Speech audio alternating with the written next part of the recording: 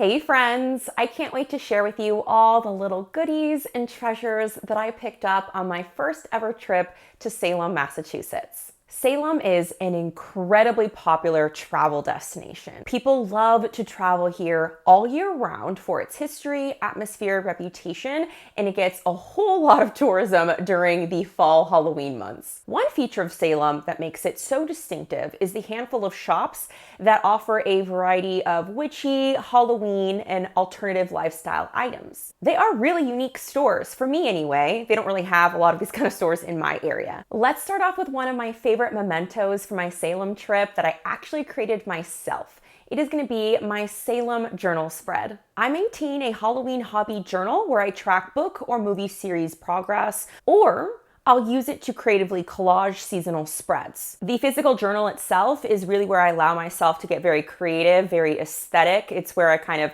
present and showcase my stickers, the ones that I would die if they ever got ruined because I put them on a water bottle. I'm constantly saving packaging that's really cute that I get in the mail. And then also when I travel, there's tons of little paraphernalia that you just accumulate over time, whether it's tickets to an event or an experience, or even those little shelves where you have all these brochures for any kind of experience in the area that you're traveling to. I will steal a few of those. I mean, they're free, so it's not necessarily stealing if they're free, right? But I'll take a few of those travel brochures, I'll save them because I know that there's words or images that I might want to cut out and add to any kind of collage that I'm working on. And the sticker I did purchase from one of the stores there too. I believe it was Emporium 32, which is a really cool store, my mom's favorite. And the Polaroid here is actually an aura photograph.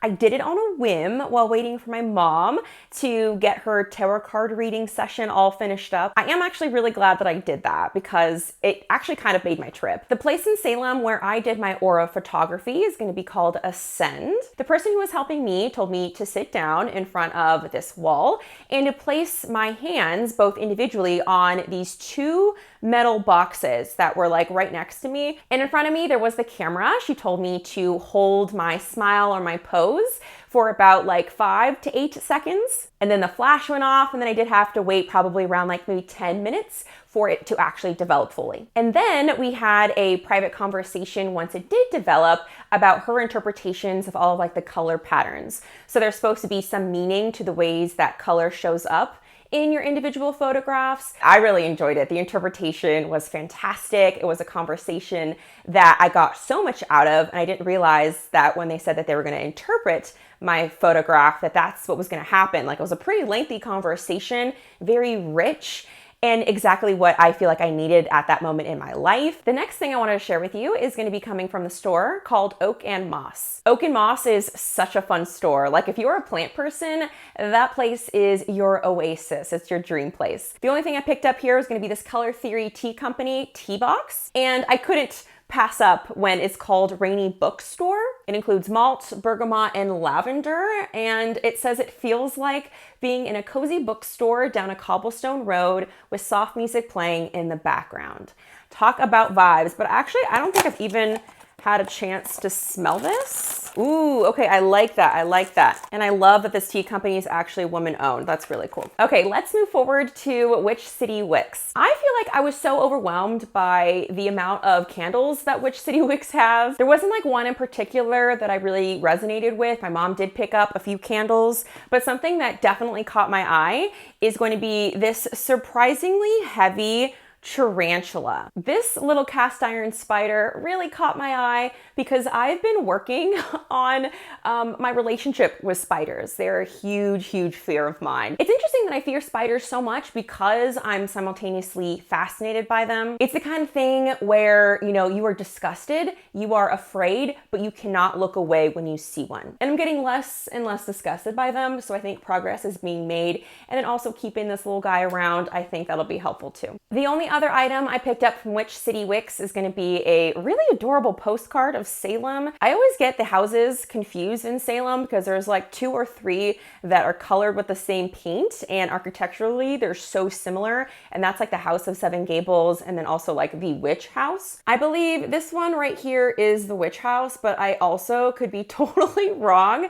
I love postcards. I use them as bookmarks often, or actually I use them as like shelf decor, anything in my desk area that you've ever seen me decorate and that, I film in front of. This is definitely giving like practical magic vibes too. Now moving on to House Witch, which I for sure would have bought like everything from there, but the wallet is only so big. So I only picked up a few things, but like, I wish that store was just down my street, but also that'd be a very bad idea. This one is really funny. A simple spell against the cis hetero white supremacy patriarchy. I basically paid for a spell and it came with this like little folded paper here inside. And then on the back side here, you also have like a cleansing salt soap right here. And then similarly, I have 2 oils that have kind of like a same running theme with it. They're from the same company called Dory Midnight. This elixir, it's just basically like an oil and it's blended with like a specific intention or goal. An elixir for resilience and healing in the face of racism and oppression. Bayous our hearts and spirits for the work ahead. Sometimes half the fun is just like reading the bottles. And then this one right here is called Apocalypse Potion, a remedy for the end of the world. Because sometimes it just feels like the world is literally ending. I don't talk about it a lot on this channel, but I do have, very broad spiritual practice. And the older I get, the more I realize how important it is for me to be able to have some type of way to ground myself, to connect myself to something like much bigger than myself when I feel like my purpose in this world is constantly being invalidated and challenged, both like in personal and indirect ways. And you just really need, like when you're somebody that like fashions yourself as like a change maker and somebody who works towards justice in the world, as I do like in my history teaching capacity, it can really wear on you, which is a big reason why I've taken off this whole school year from classroom teaching and just like used it as a space for healing. And I do really feel like these goodies are going to be really helpful for me just to like center myself, have a sense of focus and courage in the face of great obstacles. Let's continue with the whole witchy theme. There is a store called Omen. It is every witch's dream and has a lot of really great things. Candles, incense, loose leaf stuff that I really gravitated towards. So I picked up wormwood, hyssop, and also mugwort. Because these are things I've noticed as I've read that I want to use in any kind of like ceremony or ritual, but it is really hard to get your hands on it in any kind of like brick and mortar store. I really wanted to make sure I had these because I'm also planning on getting into some candle making crafts very soon. And having these will be really useful because I love to garnish candles. I think it adds something really special. And finally, my favorite store, hands down, my favorite store in Salem is Coven. Coven made my Halloween heart explode. I visited Coven at the end of my trip and I almost totally blanked out and forgot about it. It's actually so sad to imagine me not actually going inside because part of the whole shopping experience is being able to be there because they also have tons of just really gorgeous decor and the way they set up a very small space to be just so magical. I don't know how they do it, but they're doing amazing things there. I took a lot of time whittling down what I was actually gonna take, and I demonstrated a lot of self-restraint. Proud of me for that. One thing I knew I had to take home is gonna be a candle. They had tons of different candle lines. It was really difficult to choose, but ultimately I whittled it down to one. And this one is called Halloween Never Ends. It's from Moonlight and Mindfulness. There are notes here of pumpkin, cinnamon, brown sugar, vanilla, nutmeg, clove, and ginger. There are jack-o'-lanterns on the front of this, as well as a little Michael Myers. You open it up and there is this adorable little blob of a pumpkin with some black little crystals there that could be a lot of things. And also what's cool about this candle is that the glitter is biodegradable. It's made from like crushed up eucalyptus. Really cool. Like, I think as Halloween lovers, we all have that one body spray, that one candle that we smell it and we're just taken back to October 31 in our hearts and minds. Oh, I could smell this candle all day. And it's really adorable, it's cute, but it's not too cute where I would, break my heart to actually burn it, because I do have those kind of candles. Obviously, that was not the only item I picked up from Coven. I also got something else that has to do with like scents and aromas, and that is this like a little rollerball perfume. It's from Burke and Hare Company. This specific one is called Alter, and it has notes of black rose, merlot, and applewood. Woo! It's like a bouquet of roses to your face. Oh, I'm such a huge rose person. That is fantastic. Oh, it's so good. It's so spring. I love it. Okay, so have you seen that artist on Instagram or maybe Etsy who creates works of art, jewelry, things you can hang on your wall with actual spider webs? I've seen that for many years now, and I think it may or may not be the same artist I've seen online. There is an artist that is local to like the Massachusetts area that does do spider web art, and she does it in a very ethical way.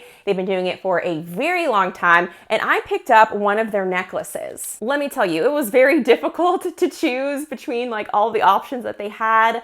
I ultimately went with something that I thought was like very wearable, that like, was very vampy and, a little goth, but felt wearable. And like there'd be like a lot of opportunities for me to wear this, whether it's like, around Halloween season or just, out at night, out and about in the world. I was really looking to purchase a print that every time I would see it at home, I'd think back to my time in Salem. And luckily I really did find one that I'm over the moon in love with. Isn't it just the most beautiful thing you've ever seen in your life? This is by Death of Seasons. I can't wait to frame this. I feel like this is gonna be a piece that's gonna be up all year round, not just Halloween. I love the little jack-o'-lantern down below and like the little broomsticks crossed. I also feel like this is an artist that I've seen their stuff online, whether it be like Etsy or Instagram. I don't know what it is about getting things in person versus online. Maybe it's just the charm, the experience of like finding something, the unexpected nature of shopping and stumbling upon something you actually really love and connect with. Like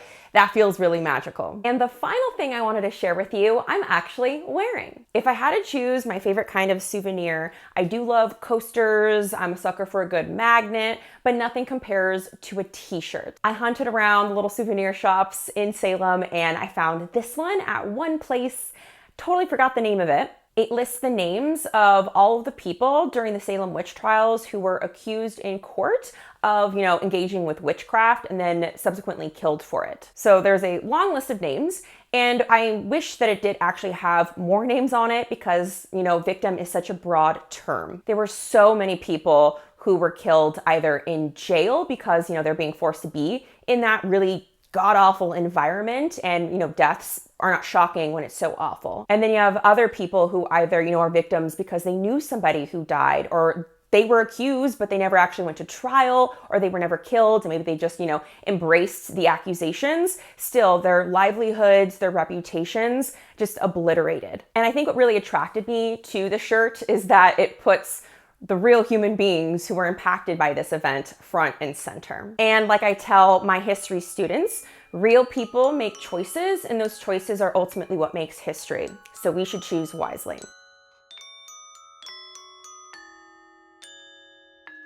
And those were all of my Salem treasures that I picked up this past March. Thank you so much for hanging out with me. Leave down below in the comments your favorite selection of witchy emojis. If you're looking for a little glimpse into the magic and history of Salem, definitely check out my Salem vlog. I'll leave that for you linked right here. I'll see you all in my next video. Bye!